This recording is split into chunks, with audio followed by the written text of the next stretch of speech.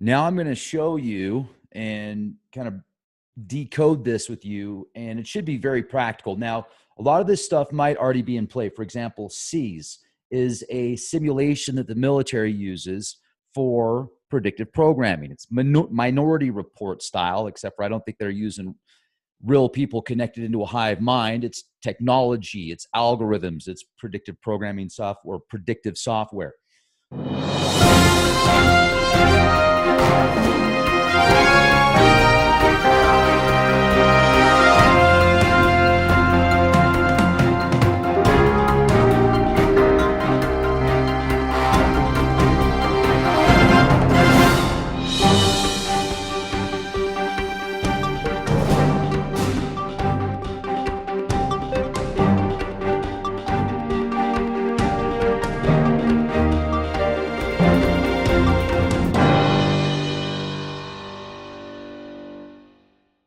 Forget the Great Reset.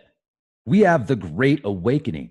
If you go to Noble Gold Investments for a limited time, they're offering Leak Project listeners. They've got these really nice gold coin combo packs. Purchase of 2 of these 4-coin gold survival combo packs, you will be gifted a free 5-ounce limited edition commemorative Apollo 11 silver coin, as you can see right here. And they're also offering incentives if you convert your 401 or IRA into precious metals as well as cryptos for all qualifying pensions that are converted. They were offering earlier a gold coin, and this is the gold coin that I got. I don't know if these are still available, so we'll ask Colin when he gets in here. I don't know if this is still an option. But this is the gold coin that people were gifted for converting their 401 or IRA into precious metals as well as cryptos. And there's just so many opportunities. So you want to get off the sidelines? Have you seen the price of Bitcoin or Litecoin lately? Wow. Have you seen the price of gold and silver and how much it's gone up the past 6 months? Well, let's take a look real quick. Let's jump over to this. Gold past year has gone up 24%. Silver the past 6 months has gone up 35%. What was Bitcoin just a year ago, folks? Look at that number. It was at $7,194 and some change. And then what are we looking at today? Over double a year later. Look at Litecoin a year ago. It's at $43.57. What is it at today? It's about $71 and some change. If we check it out, you'll be glad you did. And you can always go back into stocks. You know what I mean? So like if you've got a 401 or an IRA and you want to move it into stocks and cryptos and gold and silver, you can move and mix and match. It's all about options. And also get those survival packs. I'm going to have... We are in a 3D matrix. Now, you record all the information in this 3D matrix and upload it into a supercomputer or into several supercomputers. The quantum computers, I don't understand well enough to give you prediction calculations that I can with a typical supercomputer, because you have what's called floating points per second with computers, and quantum computers are using quantum bits and qubits. Very fascinating, yet I don't understand it in detail enough to give you the numbers. So quantum computers might be even faster if you, and they probably are, if you can figure out the latest quantum computers, and they're advancing like computers are currently. You go back 10 years ago, computers were nothing like they are now. 20 years ago, the same thing. Now you've got computers in your phones that are far superior to a computer that was the size of a house 50 years ago. So if you put that into consideration with quantum computers and being able to run multiple variables at the same time, instead of 0 and 1, it could be 0 and 1 or neither. I mean, it's, once again, beyond what I'm able to explain right now. But you take this simulation that the military has created as a blueprint, you add all of humanity into the simulation, you add all of nature, you add the animals, you add their behaviors, all the experiments that have ever been recorded, everything that has been digitized, you will upload into this simulation. You will also upload anything that you can that's connected to numerology. You can see we've got the artificial and the natural, basically everything, anything you can think of. the activity of the sun, the planet's orbits, even astrology, and all of the pre-cataclysmic events, any solar flares, any data that you can put in this machine, you put in the machine. And then you teach the machine to learn from what it has been fed and what it has been taught. You also have to teach it how to learn about the real history and the history that was put in the data sets. And that's going to be very difficult to do. I don't know how they're going to do that. There's going to have to be some type of very special coding to figure out what's real and what isn't in the history books. But this is all uploaded into the machine that runs these simulations. So it's as if it's the most advanced sim game out there. And Japan has a computer now that's running a quintillion floating points per second, which is 1,000 quadrillion floating points per second. And this isn't even a quantum computer. So if you can do the math on this and use this computer to run the calculations of just the people on the planet, the amount of moves per person per second that this could calculate is in the hundreds of thousands. This, give or take a few. Now, what's great about not just this computer, but many other supercomputers that are out there right now, if we can link these supercomputers together with all the satellites, all the smartphones, all the smart appliances, microphones, cameras, everything, and it's watching everything real time from the sky, from above the sky in space to everything that's down here. And it's running it real time with these algorithms where it's thinking as a collective whole as well as individually. So, and then you've got all of these people's brains and personalities that are uploaded. So they are making inventions and coming up with ideas and creating in the machine. They are also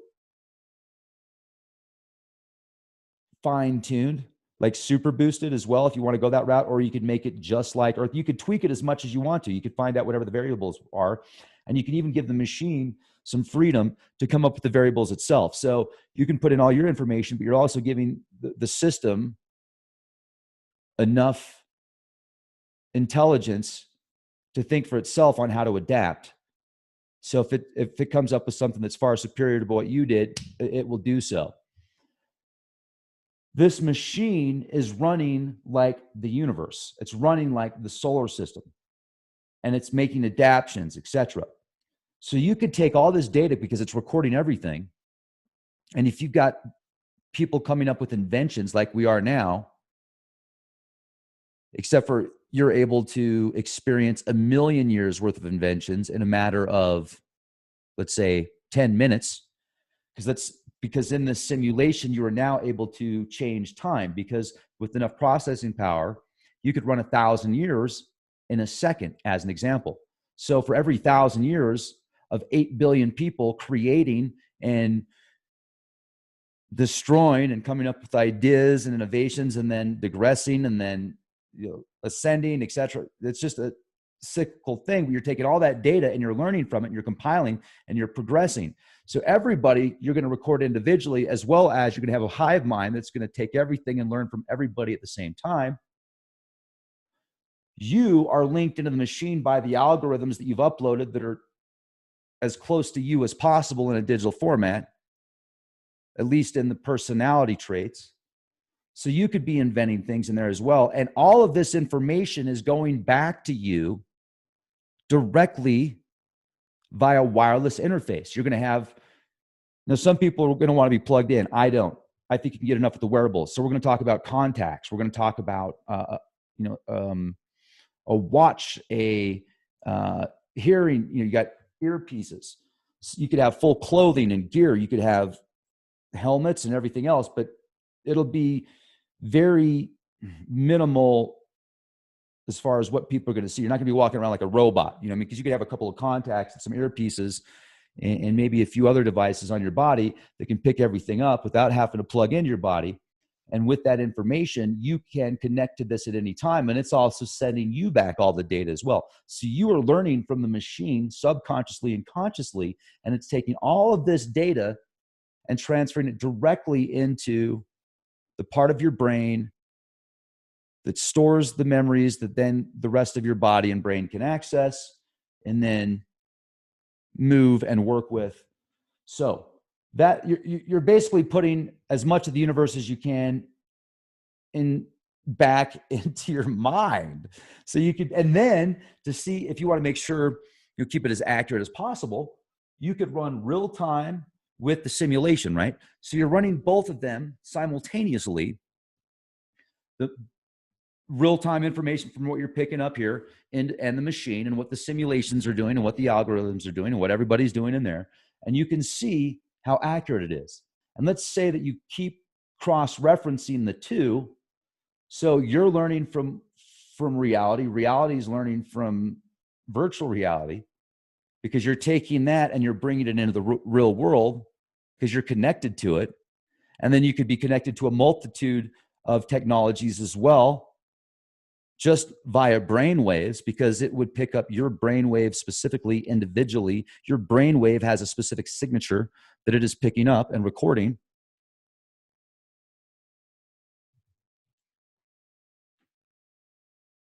So you could have robots and machines and technologies and algorithms working off of you in the physical, and you're picking it up in the virtual as well, simultaneously. And it continues to cross-reference to become more accurate and more advanced. And then you're altering your timelines because you're able to speed it up, right? So 1 second's 1,000 years. You speed it up, and you could go even more than that just based upon the processing power. Let's just use this as an example. So you go from what we know as the year zero, we go back as far as we can in history that we actually know what happened, take this data, and then we go up to 1 million as an example, 0 to 1 million. However, as the machine learns, and it learns to figure out what the truth is based upon the truth of history based upon present, can decipher the real history, not just what was written by the victors. And then it reads what the victors wrote about, and then it knows the difference. And then it's able to create a new formula based upon that, which it understands even more of human nature. So it understands us even more based upon, I mean, it learns off of everything. It's like it uses math and it takes the difference and it computes that.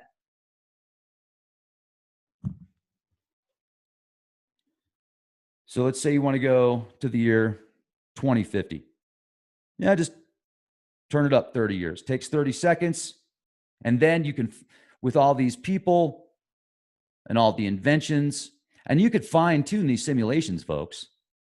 So you fine tune the simulation to where you want to have it as advanced as possible. You want to have everybody in that simulation so advanced that they're focusing on technologies that are beyond our wildest dreams. And the machine is learning all of that simultaneously. It's picking it all up. However, so if it's picking up 1,000 years in a second, it's picked up 1,000 years of advanced civilizations in 1 second. It records that. Then it goes to your brain. Then you can send that to your bots, and you can send that to your connected, what you're connected to.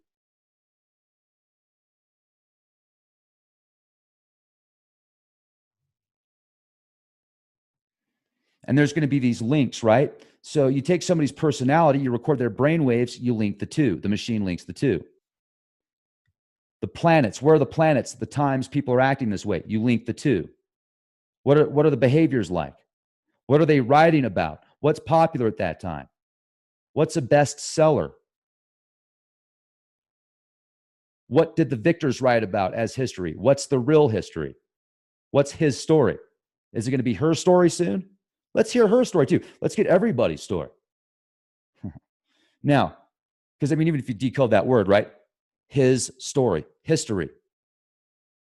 I see that even the verbiage that we have has been dominantly masculine, dominantly male, or if you were to take a positive and a negative, if you were to look at it, as like an electric format, it's there's more positive than negative. So let's have a balance here. It's great to have, and you got to have individual currents. You've got to have a positive and a negative and a neutral for things to work. So, and you don't want to have too much of one or the other, because eventually it's just going to have to balance itself out, right? But that's a whole other podcast. So this is taking all this information, this is taking all this data,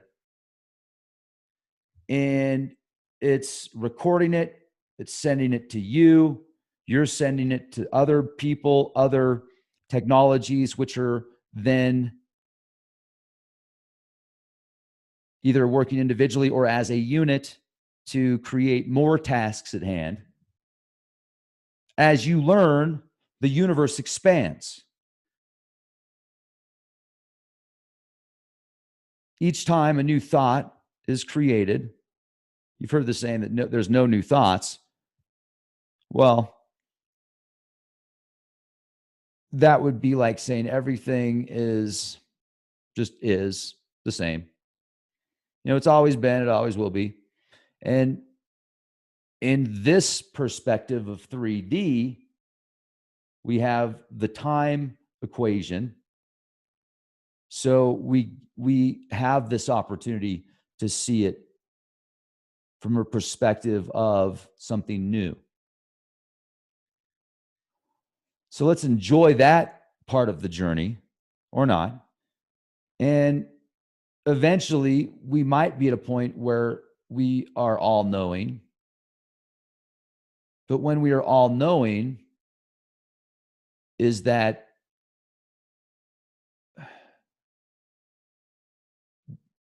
how do I put it? Do we want, is all knowing really something that you want? Because if you know everything, what else is there? So maybe the journey itself is new equations. Even though things are cyclical, there are changes within these cycles. There is I was about to say individuality and brilliance. Kind of merge the two words there. So if we can figure that and enjoy that and embrace it, embrace the journey, we could use something like this. I mean, this is fascinating. So let's go back to this. I was going a little bit out philosophical. Let's go back to the actual technology here. Inventions, weather patterns. Is there going to be a solar flare? Is there going to be a comet? Is there going to be an earthquake? What's going to happen to natural resources? Will there be extinction level events? What type of species? What are the markets going to be like? What are the trends going to be like? All this information you will now have at your fingertips, and then you will be able to change.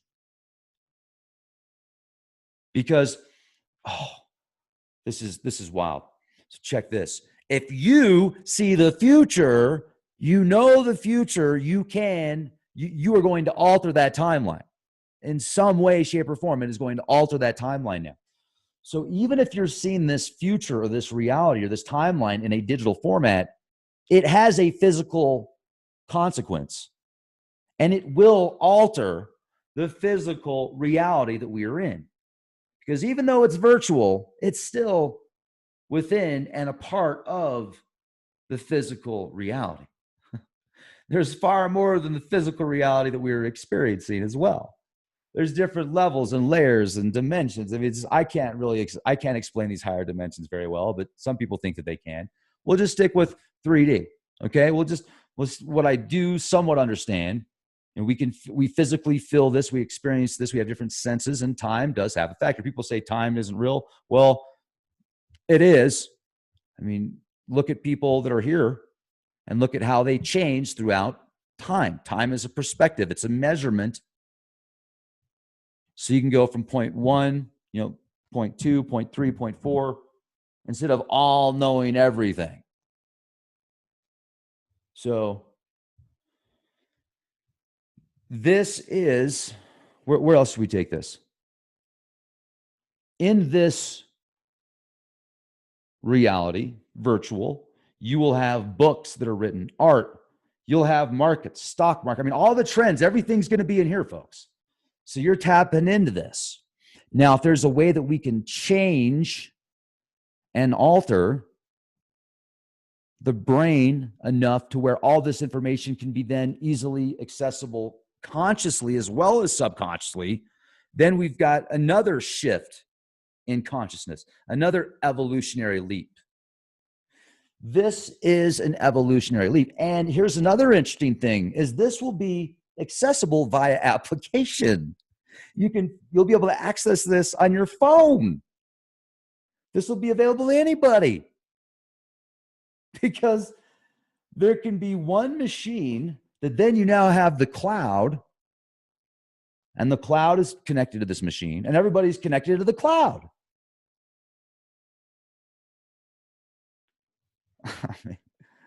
Whoa. I wrote this here. Inventions. Go back in time. Analyze. Rinse. Repeat. You're altering timelines here. You're literally altering timelines. You're changing people. You're changing the. I mean, this is so. Now, let's say you've got a 1 second advantage and you've got $1 billion to play in the markets.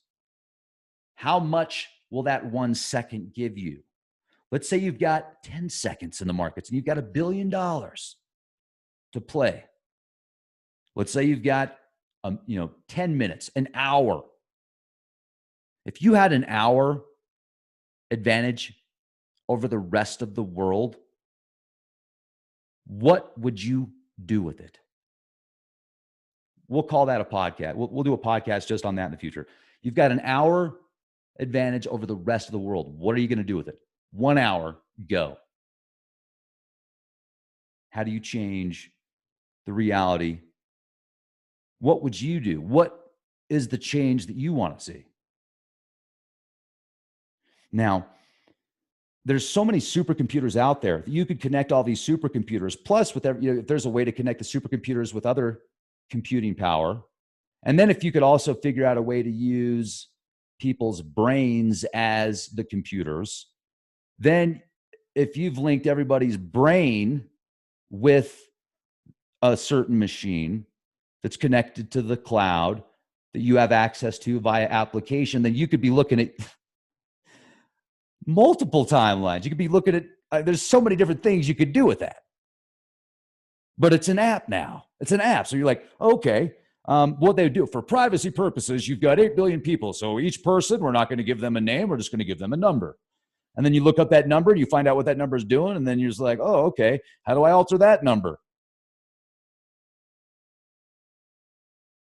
Well, let's see what the logistics are on this number right here.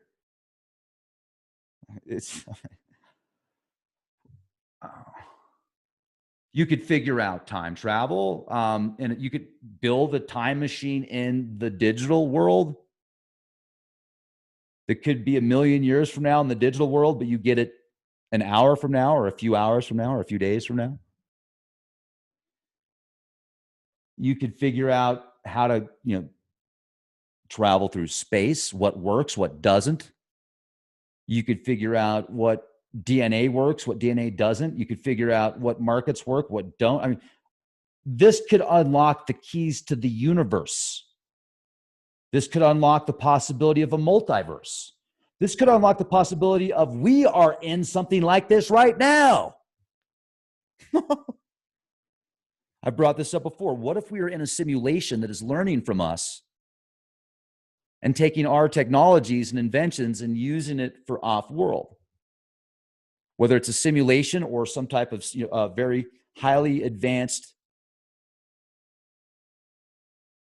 species of beings, very intelligent beings. You get into some of the older texts and the ancient scriptures and the possibilities. Like I was thinking about the secret book of John and Yaldabaoth and the description of Yaldabaoth. Are they describing our solar system as being something different that's separated from the rest? Somebody might look at it as just a computer and a simulation running in a computer, but this computer is far more than what we look at as a computer. It might be similar in the regards of the processing, very accurate, fast, efficient, running equations and math, and something that doesn't use emotion unless it has a mathematical equation that is of purpose.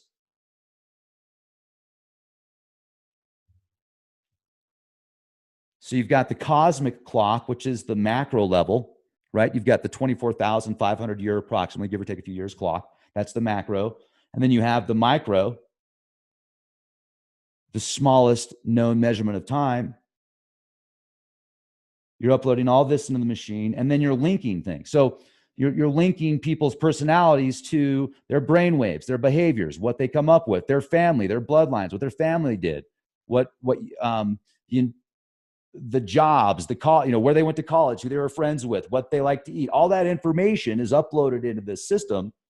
And currently, folks, there's a computer in Japan that can run about a quintillion floating points per second. That's one computer that's not even a quantum computer.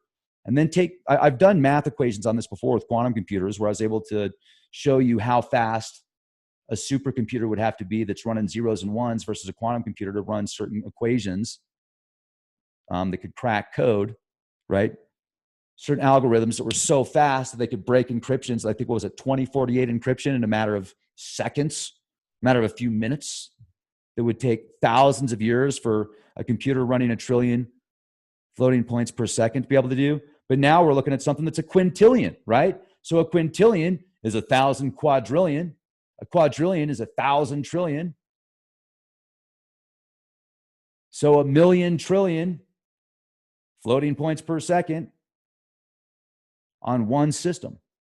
If it links up, and then how much processing power does a human brain have? How do they map the brain, upload it into a machine, which then gives the machine processing power to start printing mass, like printing massive brains? It would then start printing completely different biomass and computers for itself. This machine would start rewriting matter for processing power, unless it found that people in their current form and matter in its current form didn't need to be altered, because it was able to jump dimensions somehow that enveloped the 3D. So it's like jumping out of time, space, bringing something back.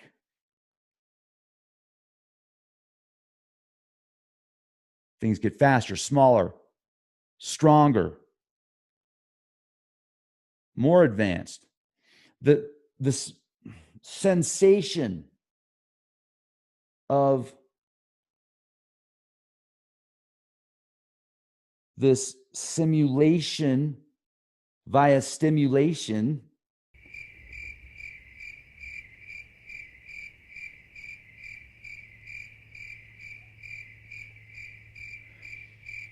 So, thank you for watching the podcast. I'm looking forward to hearing what you have to say and getting your thoughts on this.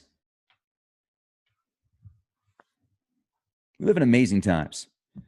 And with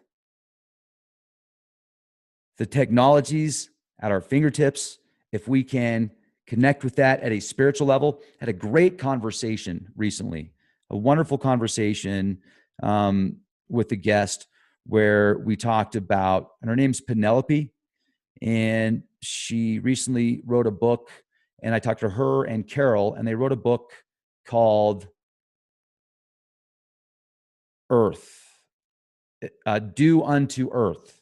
It's Not Too Late. And Carol was contacting this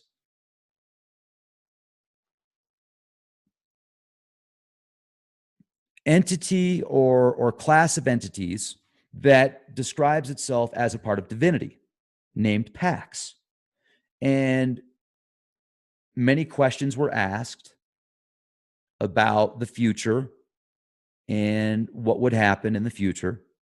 And a lot of great answers were given via automatic writing. And Carol was doing the automatic writing, and when she was done, she didn't even know what she wrote. So she was in like a semi-state of trance, not full state where you're like, no, speaking in tongues and like looking up into the left or anything like that.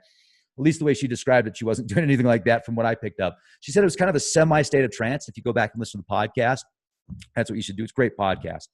Just did it yesterday. I'll leave the link. But one thing that Penelope said that I thought was great was, in the future, there's going to be a balance of technology and spirituality where they're going to work together. And it seems as if there's a dominant force of technology that reminds me of the Harkonnen in the film Dune, in the series Dune, where the Harkonnen are doing anything they can to advance technology, but they don't have that spiritual moral compass that they should, especially with the technologies they're coming up with, right? So do you want to be the Harkonnen, or do you want to be those that were, let's look up this name here real quick. So who were those finding spice in Dune? There's a special name for them, and they lived off the land. They live off the land brilliantly. And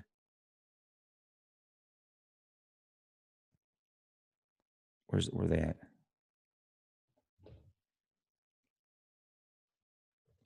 People that lived on the planet where spice was obtained in Dune. I used to know this off the top of my head. The Arrakis. Yeah, the Arrakis. Leto Atreides is like, he's one of my heroes. He's a stud. He knows what's up. He's the change. He's the change. But in the film Dune, the Arrakis, later called Rakis, is the desert planet featured in the Dune series by Frank Herbert. Now, on this planet, they use sound. And they use technology to live off this land because it's extreme landscape. I mean, they can go weeks without water. They basically use their own urine and their own spit. And I don't know. Actually, I don't know if they're I take that back. I don't know if they're using their own urine. I think they're actually capturing the sweat that comes out, and they're picking up water precipitation that's out in the air, right? It's picking up the air and turning it into water. But so, yeah, scratch that first part. But they can live for weeks in the desert, and they use sound to defend themselves. To be like, ah, saw, ah, saw. And in doing so, they can take out all sorts of stuff with sound. And this technology that needs sound to activate. And they can ride these giant worms, right? These worms are like 100 times the size of the biggest dinosaur out there. They're massive. And they get this spice out there that expands consciousness. They don't go down the transhuman path where there's absolutely no moral compass to some type of organic balance. Like just, pushing the boundaries without thinking of long-term consequence. We're like pushing the boundaries with thinking, okay, something's always going to work out. Something's always going to take care of itself.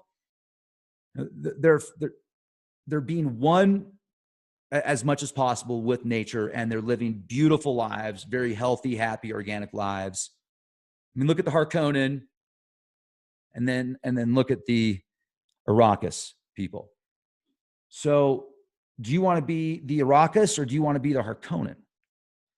And we can be the Arrakis with this, but we can also be the Harkonnen. And I think that's the best way to take this. Most tools, most objects can be used for wonderful, great things. Same objects could be used for the exact opposite. What are you going to do with the technologies that present themselves? What are you going to do with the time that you have? What are you going to do with the present, which is now? There's a reason it's called the present, because it's a gift. Okay, so this is what I wanted to show you, right? This is Team C's. Let me pull this up real quick. What is C's? This is the acronym for System Effectiveness Analysis Simulation. The System Effectiveness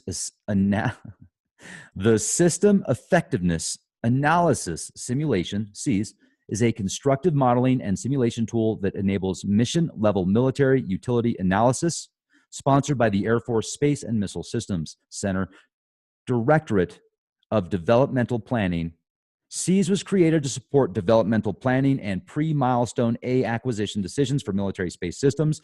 SEAS has proven to be a valuable military ops research tool by enabling exploratory analysis of new system concepts, system architectures, and concepts of operations in the context of joint warfighting scenarios. SEAS is an accepted analysis tool and is part of the Air Force Standard Analysis Toolkit and the Air Force Space Command Modeling and Simulation Toolkit. Over the past 2 decades, SEAS has been used on numerous Air Force and other DoD studies.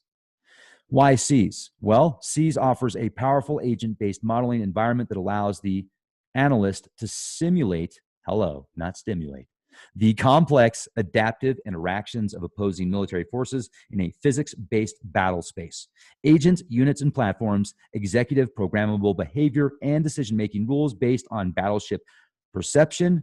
The interaction of the agents with each other and their environment results in warfighting outcomes, enabling military utility analysis, MUA.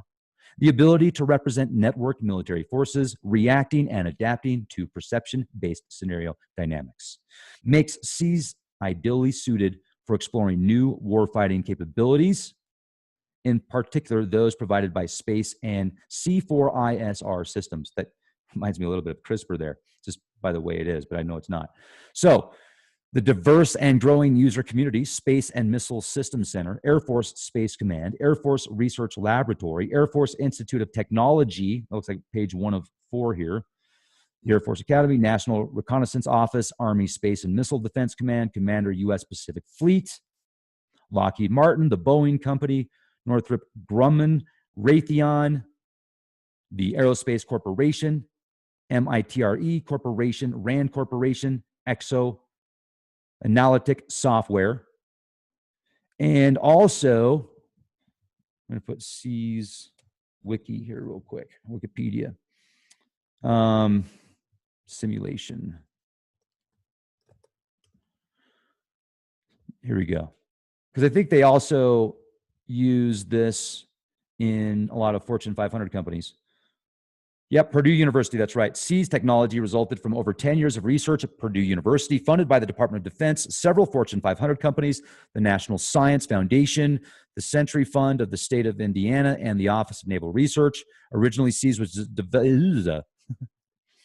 hold on, I got to drink some super tea. I love this stuff. GetTheTea.com. Tell them Rex sent you. You get free shipping. I drink the super tea pretty much every day. Originally, SEAS was developed to help Fortune 500 companies with strategic planning. It was also used to model the population of the U.S. that is eligible for military service to help recruiting commanders to strategize ways to improve recruiting potential soldiers and to study biological attacks.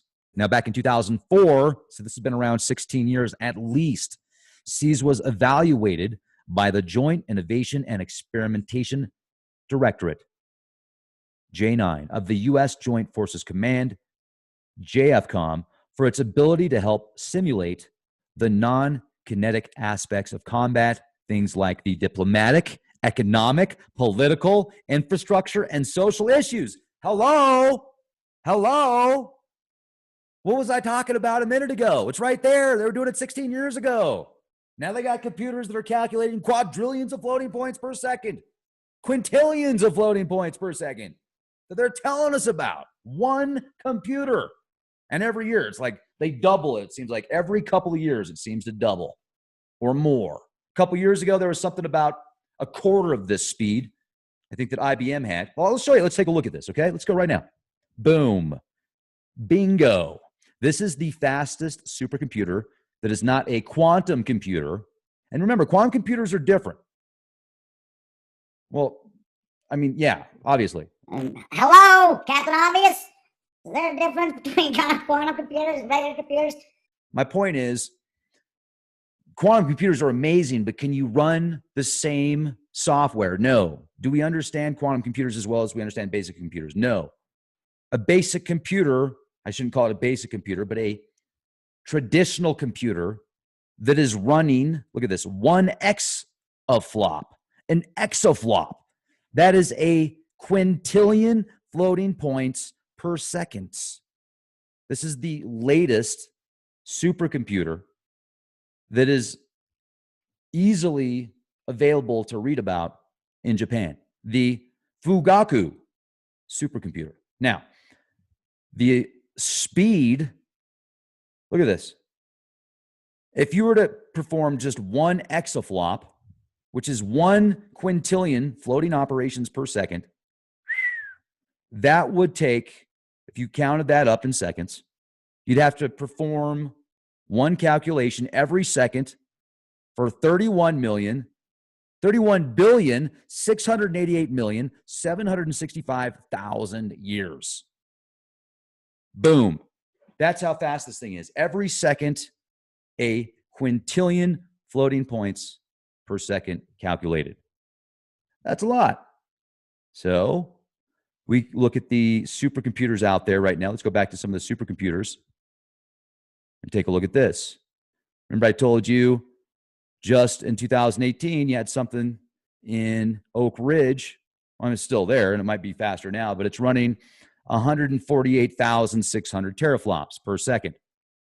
Then you got the 2020 Fugaku in Japan that's running 3 times that. And actually, it's even beyond that now, because when I clicked on here and we take a look at this, it started off that fast, but there's been updates to where it's now running at a exaflop.